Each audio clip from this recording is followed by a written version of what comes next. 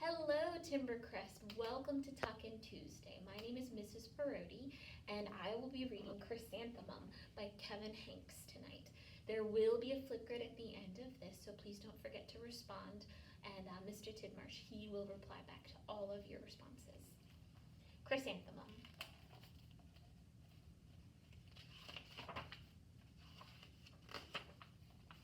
The day she was born was the happiest day in her parents' lives. "She is perfect," said her mother. "Absolutely," said her father. And she was.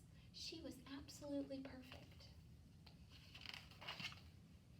"Her name must be everything she is," said her mother. "Her name must be absolutely perfect," said her father. And it was. Chrysanthemum. Her parents named her Chrysanthemum. Chrysanthemum grew and grew and grew, and when she was old enough to appreciate it, Chrysanthemum loved her name. She loved the way it sounded when her mother woke her up. She loved the way it sounded when her father called for her for dinner. And she loved the way it sounded when she whispered it to herself in the bathroom mirror. Chrysanthemum loved the way her name looked when it was written with ink on an envelope. She loved the way it looked when it was written with icing on her birthday cake. And she loved the way it looked when she wrote it herself with a fat orange crayon. Chrysanthemum, chrysanthemum, chrysanthemum. Chrysanthemum thought her name was absolutely perfect.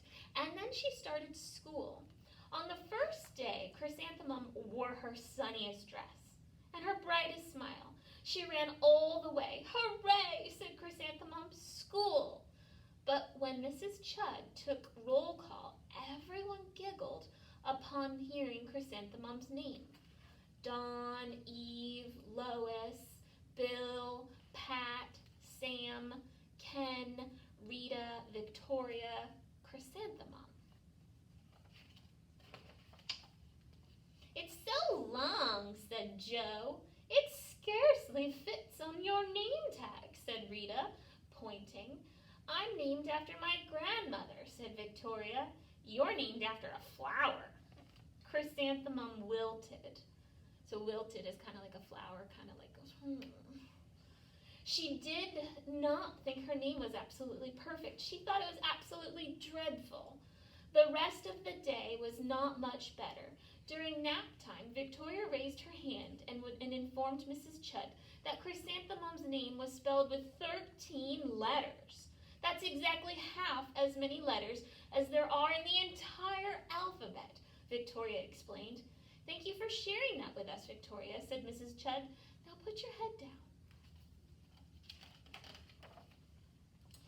"If I had a name like yours, I'd change it," Victoria said, as the students lined up to go home. "I wish I could," thought Chrysanthemum miserably. "Welcome home," said her mother. "Welcome home," said her father. "School is no place for me," said Chrysanthemum. "My name is too long. It scarcely fits on a name tag, and I'm named after a flower." "Oh, pish," said the mother. "Your name is beautiful and precious and priceless and fascinating and winsome," said her father. "It's everything you are," said her mother. "Absolutely perfect," said her father.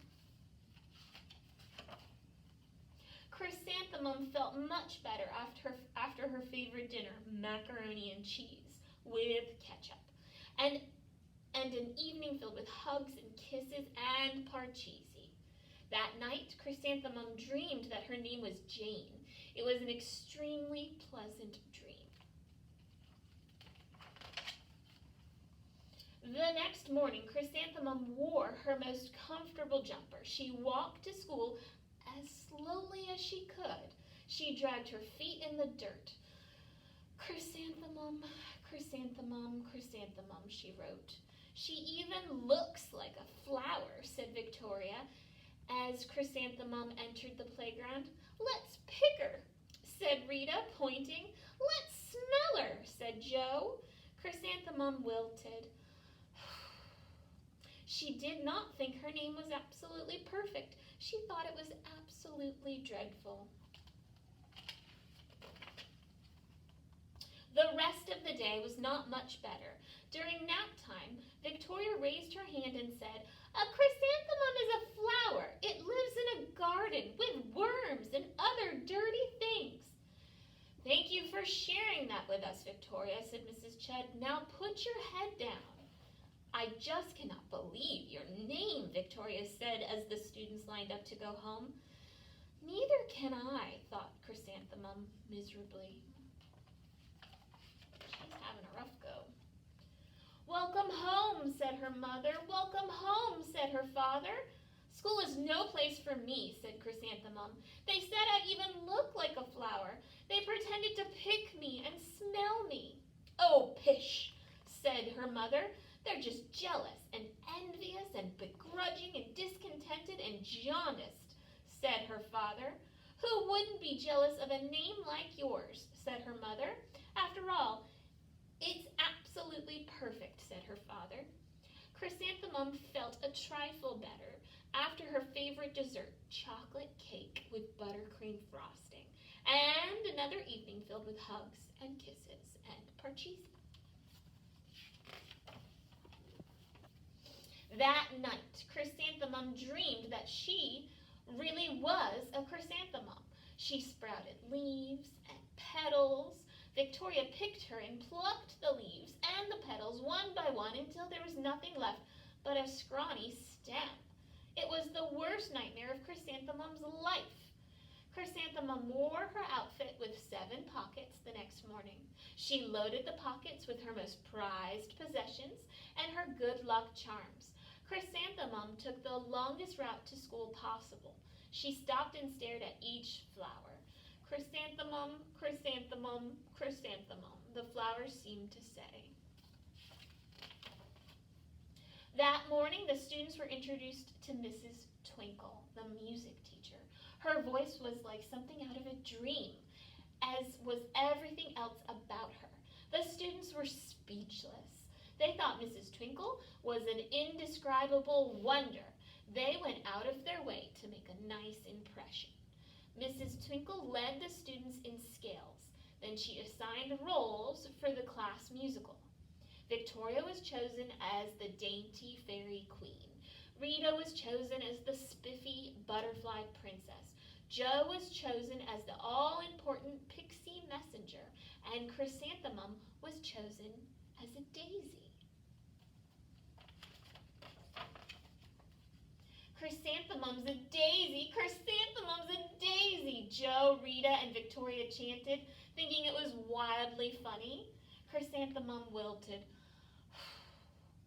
She did not think her name was absolutely perfect. She thought it was absolutely dreadful. "What's so humorous?" asked Mrs. Twinkle.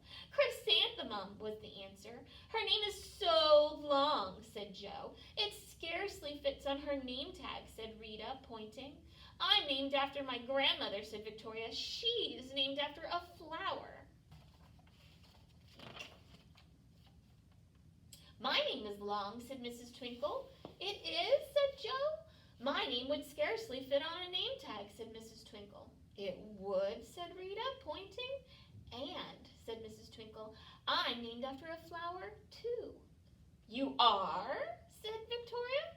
"Yes," said Mrs. Twinkle. "My name is Delphinium Twinkle. And if my baby's a girl, I'm considering Chrysanthemum as her name. I think it's absolutely perfect." Chrysanthemum would scarcely believe her ears. She blushed. She beamed. She bloomed. Chrysanthemum, chrysanthemum, chrysanthemum. Jo, Rita, and Victoria looked at Chrysanthemum longingly. "Call me Marigold," said Jo. "I'm Carnation," said Rita, pointing. "My name is Lily of the Valley," said Victoria. Chrysanthemum did not think her name was absolutely perfect. She knew it. Overall, the class musical was a huge success. Chrysanthemum was absolutely perfect as a daisy. Victoria made the only mistake. She completely forgot her lines, as the dainty fairy queen. Chrysanthemum thought it was wildly funny, and she giggled throughout the entire dance of the flowers.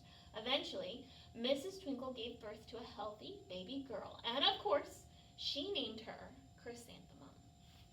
Well, I hope you liked this book. Don't forget to reply to the Flipgrid. And I do believe this book is worth 2 points on reading count. So if you want to take a quiz on Chrysanthemum, you might have to borrow the spelling. Please sign up to take a quiz. Thank you so much for tuning in.